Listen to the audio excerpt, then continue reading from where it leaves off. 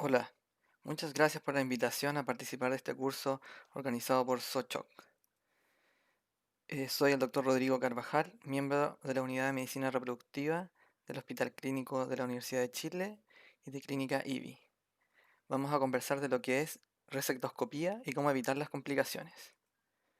Lo primero, decir que para hacer un buen procedimiento tenemos que hacer un buen diagnóstico y elegir bien cuáles van a ser nuestras indicaciones y nuestros procedimientos para poder conocer nuestras limitaciones y estimar los riesgos. Cuando hablamos de resectoscopía, hay procedimientos que solo pueden hacerse a través de resectoscopía, vale decir, ablación endometrial, miomas, pólipos grandes.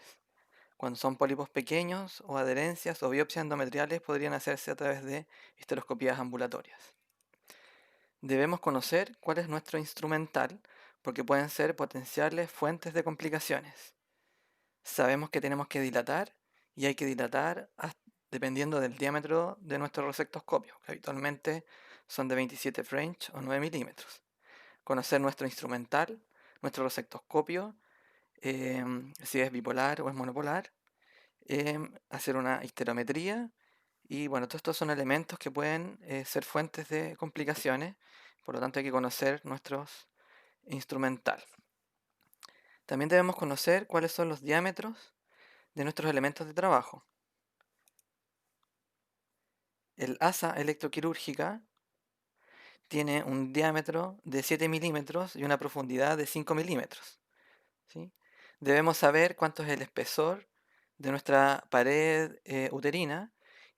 Hay úteros que son pequeños, hay úteros que son adenomióticos, que tienen una pared gruesa. Tenemos que saber cuál es la distancia de la serosa del mioma a la pared de la serosa del útero a la pared del mioma. Y eso en proporción a nuestra agresividad para un momento de la cirugía. Hay distintos elementos de trabajo y debemos conocer cuál es la aplicación de cada uno y cuáles son también sus precauciones al momento de aplicarlos. Por ejemplo, el hook es un buen elemento de trabajo para operar tabiques y adherencias. ¿Sí? Si no tenemos un hook y usamos un asa electroquirúrgica para operar, por ejemplo, un tabique uterino, eso puede ser una cirugía de mayor riesgo, mayor tiempo operatorio y por lo tanto mayor probabilidad de complicaciones. Si disponemos de rollerball, saber que eso es para hemostasia. ¿Sí? Igualmente se pueden hacer hemostasia con asa electroquirúrgica. ¿Cuáles son las complicaciones descritas? ¿Sí? En términos generales, el riesgo de complicaciones es menor al 1%, pero esto va a depender principalmente de la experiencia del cirujano, ¿sí? Un buen diagnóstico, va a depender también de la paciente, y eso, la experiencia también nos lleva a prudencia, ¿sí? Hay algunas que pueden ser severas y otras que pueden ser potencialmente mortales, como la perforación uterina con riesgo de quemadura intestinal, peritonitis o el síndrome de intravasación que vamos a ver más adelante. Perforación, sobrecarga de volumen, hemorragia, quemaduras que pueden ser eléctricas o por la misma fibra óptica y complicaciones de la anestesia. Como les decía, hay distintos niveles de dificultad de la histeroscopía, los cuales uno tiene que respetar la curva de aprendizaje. ¿Sí? Lo ideal, o sea, la histeroscopía es un procedimiento que puede ser con anestesia, en el fondo una cirugía ambulatoria, que es corta, que debiera tener una baja tasa de complicaciones debiera tener. Sin embargo, hay complicaciones que son potenciales. No hay que minimizar el procedimiento y por lo tanto hay que respetar la curva de aprendizaje. Partir por procedimientos histeroscópicos sencillos, em, eh, cuellos estenóticos, biopsia endometrial o sinequias, pólipos pequeños o sinequias menores, y dejar para expertos o como cuando ya uno tiene más experiencia, síndromes adherenciales severos, malformaciones uterinas complejas, ablaciones endometriales o miomas submucosos de mayor tamaño, más de 2 o 3 centímetros, que tengan una gran porción intramural. Las complicaciones más frecuentes son la perforación, ¿sí? Alrededor del 60% de todas las complicaciones por resectoscopía son la perforación y esta perforación puede producir también hemorragias. También una complicación es la sobrecarga de volumen, que es el 15%, y pueden haber también complicaciones anestésicas. La prevalencia de cada una de estas complicaciones va a depender de las distintas series y de los distintos centros, ¿sí? En términos generales, las complicaciones son poco frecuentes. Por sobrecarga de volumen, menos del 1%, perforaciones uterinas, menos del 1%, em, quemaduras intestinales, también muy bajas, hemorragia, menos del 1%, endometritis. Ahora, esta es una serie de más de 20.000 casos, pero es un centro de referencia, por lo tanto son centros que tienen mucha experiencia, ¿sí? Uno puede ver otras series y las tasas de complicaciones son mayores, ¿sí? También es cercana al 1%, que pueden ser sobrecarga de volumen, perforación y las distintas causas de perforación, que puede ser la misma dilatación o con los distintos elementos de trabajo. La potencialidad de tener una complicación va a depender de la complejidad del procedimiento y por lo tanto también hay que respetar la curva de aprendizaje. Procedimientos que tienen mayor probabilidad de complicaciones son cirugías que tienen mayor tiempo operatorio o mayor riesgo de perforación. Por ejemplo, miomectomías, adherencias endometriales. Esas son cirugías más complejas. Pólipos endometriales, la probabilidad de complicación es muy baja y lo más probable es que si tiene una complicación, sea una complicación de bajo riesgo, como una perforación con el dilatador. Las cirugías de riesgo en general son las adherencias endometriales severas, son cirugías muy complejas, uno no ve la cavidad endometrial, no ve el plano de cribaje, en el fondo es una cirugía que a veces hay que guiarse con una ecografía intraoperatoria porque uno no tiene un plano, eh, no hay una anatomía que uno pueda orientarse. Miomas uterinos con una gran porción intramural que sean tipo T2 o de más de 3 centímetros son de cirugía compleja. Restos placentarios tienen un gran riesgo de hemorragia y ablación endometrial de absorción del medio de distensión. Y polipectomía son cirugías de bajo riesgo. En el fondo, saber que si una paciente tiene un útero en retroversoflexión es una paciente que puede ser difícil de dilatar y que uno puede dilatar perforar con el dilatador. Cinequias uterinas, porque hay una distorsión completa de la anatomía, la cavidad endometrial no se distiende, no se visualiza bien. Miomas, por el riesgo de perforar cercano a la serosa uterina, por el tiempo operatorio y por el riesgo de hemorragia. Y cuando hay al fondo uterino alterado, básicamente malformaciones eh, uterinas, malformaciones mullerianas complejas. Complicaciones por el medio de distensión básicamente se deben a que haya una absorción del medio de distensión que uno usa, que va a depender proporcionalmente de la presión de trabajo que uno utilice, del tiempo de trabajo y de la superficie de trabajo y la profundidad con que nosotros estemos operando. A mayor presión del medio de distensión, la superficie más extensa que estemos operando, hay mayor probabilidad de obtener de resecar vasos miometriales que absorben en segundos y minutos un medio de distensión. ¿Cómo se pueden prevenir estas complicaciones? Básicamente si tenemos un control sobre la presión de trabajo del medio de distensión, que son los dispositivos tipo Endomat. Cuando son vasos de menos, cuando la profundidad de la resección es menos de 8 milímetros, los vasos son menores, de 400 micrómetros. Por lo tanto, es poco sangrado y menor riesgo. Pero si la profundidad de nuestra resección es más de 9 milímetros, por ejemplo, un mioma que es submucoso o una ablación endometrial muy vigorosa, el diámetro de los vasos pueden ser mayor a 400 milímetros, aparecen venas, uno puede ver algunos sangrados pulsátiles, aumentan la probabilidad de absorción de los medios de distensión es de 250 ml por minuto, o sea, es rapidísimo. Se puede absorber tanto por vasos como también transtubárico o a través del miometrio, ¿sí? Recuérdense que el útero y el endometrio absorbe mucho, no es como la vejiga que tiene un epitelio que es impermeable. Aquí el endometrio, el miometrio, los vasos uterinos absorben rápidamente los medios de distensión. Lo ideal es usar la menor presión de trabajo posible y eso es, ojalá, la menor presión, que sea menor la presión arterial media. Y tener mucho cuidado con el tiempo operatorio. Uno a veces se entusiasma con la operación, quiere que sea una operación resolutiva y eso a veces requiere tiempo, pero va en contraposición con el volumen de media distensión que se está absorbiendo. Ideal es que las resectoscopías sean unas cirugías que duren menos de 30 minutos. Si usamos suero fisiológico, pero si usamos suero sin electrolitos, debe demorar poco. Será una cirugía resolutiva en corto plazo y para la cual hay que elegir bien a la paciente y preparar bien el sitio operatorio, es decir, el endometrio.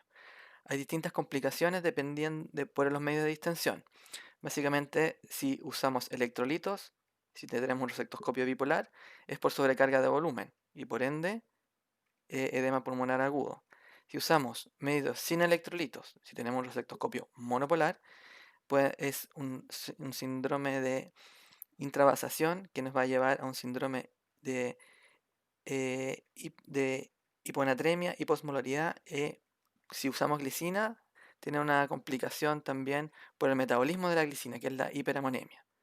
La glicina se absorbe, pero a nivel hepático y renal se metaboliza en urea y eso puede producir una neurotoxicidad que es por la hiperamonemia, además de la hiposmolaridad que produce edema cerebral agudo. ¿Cuál es el problema del edema cerebral agudo? Que en cosa de minutos em, el, el el- la célula, las neuronas se edematizan, pero el cráneo tiene un continente que no es expansible, por lo tanto, este edema cerebral agudo puede llevar a enclavamiento, que en el intraoperatorio, si es que la paciente está con solo sedación y anestesia regional, como compromiso de conciencia, pero potencialmente con enclavamiento y muerte. ¿Cuáles son los síntomas de la hiposmolaridad? La paciente, lo ideal es cuando uno hace una resectoscopía es que la anestesia sea raquídea y solo con sedación, de tal manera que uno pueda monitorizar ciertos parámetros clínicos. Por ejemplo, la paciente puede tener náuseas, cefalea, vómitos o compromiso de conciencia. Y esos son síntomas de edema cerebral agudo. Hay orinas diluidas, edema, hipotermia, pues la paciente puede desaturar o dificultad respiratoria, que esos son síntomas por sobrecarga de volumen, edema pulmonar agudo.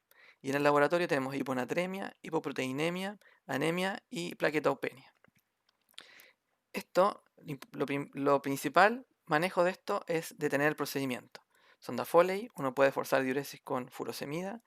Sí, recuérdense que una de las formas de absorber el medio de distensión es transtubárico, o sea que el medio de distensión refluye por las trompas y se acumula en la cavidad peritoneal. Si uno ve que tiene mucho líquido o uno perfora el útero y tiene mucho líquido, uno puede aspirarlo a través de una culdocentesis, medir electrolitos y corregir el balance. Y esta corrección debe ser muy lenta, idealmente en una unidad de cuidados intensivos, porque si hay una corrección muy rápida, las neuronas se desmielinizan y se produce una mielinolisis centropontina, que es un daño neurológico que potencialmente es irreversible. Otras complicaciones por los medios de distensión son cuando usamos medios hipertónicos, que esos debieran estar contraindicados, porque absorber medio de distensión alrededor de 350 ml equivale a duplicar el volumen plasmático en cosa de minutos, ¿ya? Lo cual tiene un riesgo increíblemente peligroso de edema pulmonar agudo. Lo principal es prevenir, preparar el endometrio, usar energía bipolar y por lo tanto suero fisiológico, la menor presión de trabajo posible, operar tranquilo, para lo cual tenemos que tener un buen diagnóstico y conocer bien la anatomía y conocer un buen diagnóstico de la patología, el tamaño y la ubicación de lo que estamos operando. Tener un recuento de folículos de fluido intraoperatorio y hacer una buena hemostasia. Y hacer un recuento diferencial de líquidos intraoperatorio cada 20 minutos, cada 15 minutos. Si usamos 1 litro de glicina o 2,5 litros de suero fisiológico en recuento diferencial de líquidos, hay que detener el procedimiento, aunque este no haya sido completo, ¿sí? Otro tipo de complicaciones es la perforación, que puede ser por la propia dilatación y generalmente es de la pared posterior o del fondo uterino. ¿Cómo se puede prevenir? Si es una patología compleja, con una buena histeroscopía diagnóstica, una ecografía 3D, usar el menor diámetro posible de nuestro histeroscopio y también uno puede apoyarse con una ecografía intraoperatoria para tener una buena orientación. Y siempre tener cuidado del fondo uterino. ¿Cómo se evita? Se puede evitar, como les decía, siempre con una buena ubicación, una buena orientación y un buen conocimiento de la anatomía uterina dentro de lo posible. Si no, apoyarse con un ecógrafo. Y lo otro es que nunca presionar el elemento de trabajo si no lo estamos visualizando. Siempre nuestro electrodo bajo visualización. Y nuestros elementos de trabajo deben ser de distal a proximal. Conocer nuestros elementos de trabajo y una forma de evitar esto es siempre tener bajo visualización el asa electroquirúrgica y el modo de desplazarlo no es empujar, sino que retraer. Saber que el largo de la asa electroquirúrgica uno reseca 25 milímetros, que tiene un ancho de 7 milímetros y una profundidad de 5 milímetros. Nunca empujar porque ahí está el riesgo de perforar. Siempre hacia nosotros el asa electroquirúrgica. Y ahí tenemos, si perforamos, hay una complicación que es el riesgo de peritonitis. Conocer el diámetro y las medidas de nuestro instrumental en concordancia con la anatomía uterina. ¿Cuál es el manejo de la perforación? Si es una perforación mecánica, solo por dilatación, uno puede observar a la paciente, hacemos una ecografía transvaginal para ver si tiene hemoperitoneo, un hematocrito para ver si hay anemia. Si hay hemoperitoneo, laparoscopía; si no hay hemoperitoneo y no hay anemia, observar, podemos dejar antibióticos y retractores uterinos. El día siguiente se podría ir de alta. Si es una perforación eléctrica, laparoscopía. Si hay una perforación intestinal, bueno, hay que repararlo. Si hay hemorragia, una sutura laparoscópica uterina. Tenemos complicaciones que pueden ser locales o a distancia por electricidad, ¿sí? Quemaduras locales por acoplamiento a capacitancia. Básicamente se ven en resectoscopios que son monopolares y que tienen falla en estos elementos de seguridad. Se pueden producir quemaduras con el espéculo, con la eh, en la vagina o en el cuello uterino, o por continuidad uno puede perforar por poco aislamiento de la placa, ¿sí? A distancia, pueden haber quemaduras a distancia. Aquí tenemos perforaciones y quemaduras uterinas, pero en sistemas monopolares se produce una circulación del potencial de la energía electroquirúrgica. Por lo tanto, si tenemos una placa distante de nuestro sitio operatorio, que es pélvico, podemos haber quemaduras en este recorrido. Y si la placa no está bien aislada o bien colocada, pueden haber quemaduras incluso a distancia de tipo intestinales, ¿sí? Entonces hay que fijarse muy bien que la placa esté bien. También quemaduras por acoplamiento locales o quemaduras a distancia, incluso intestinales, cuando tenemos los electrodos no cerca del sitio operatorio. Lo correcto es tener la placa, si usamos monopolar, lo más cerca posible de la pelvis. Hay algunas diferencias y cuáles son las ventajas básicamente de ocupar equipos bipolares con sueros fisiológicos. Es que nuestro volumen de distensión es más amplio, porque la complicación del síndrome de intravasación es sobrecarga de volumen. Generalmente operamos pacientes jóvenes de este tipo de patologías, miomas o pólipos, son pacientes premenopáusicas, su mayoría son pacientes jóvenes que toleran sobrecargas de volumen. El tiempo quirúrgico es más amplio en energía bipolar, el riesgo de sobrecarga de volumen es más bajo, la adhesión del tejido al electrodo es más baja, se producen pocas burbujas, lo cual facilita la cirugía y hace la cirugía más rápida.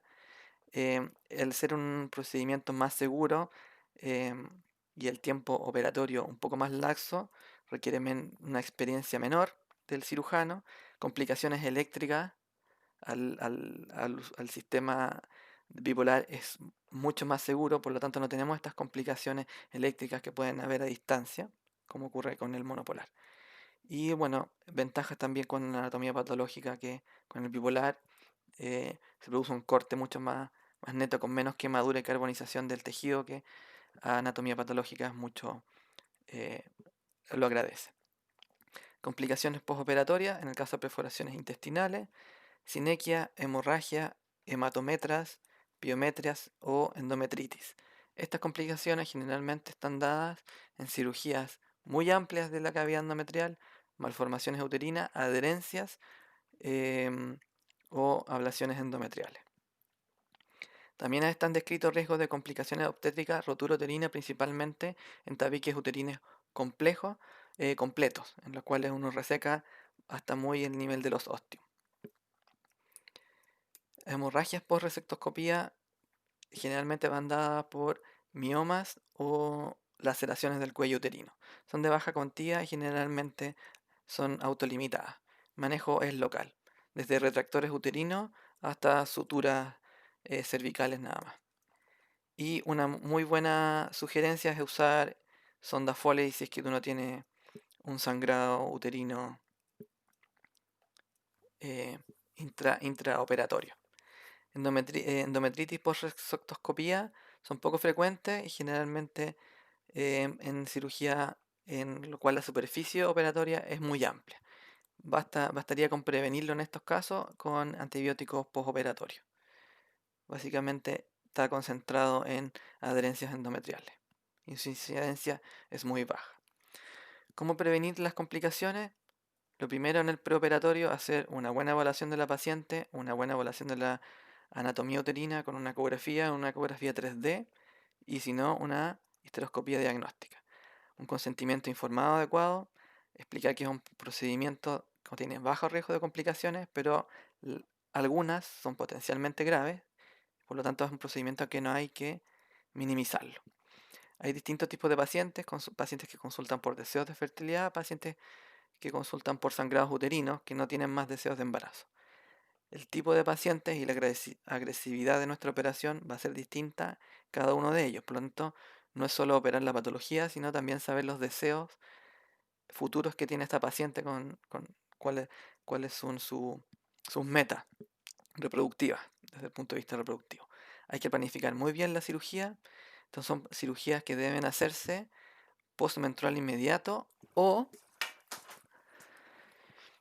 con atrofias endometriales, ya sea con progestina, anticonceptivo o análogos de la GnRH, sobre todo en cirugías que pueden ser extensas como miomas o resecciones endometriales eh, o cirugías uterinas. Hay que elegir adecuadamente el instrumental según la patología y según el tipo de paciente.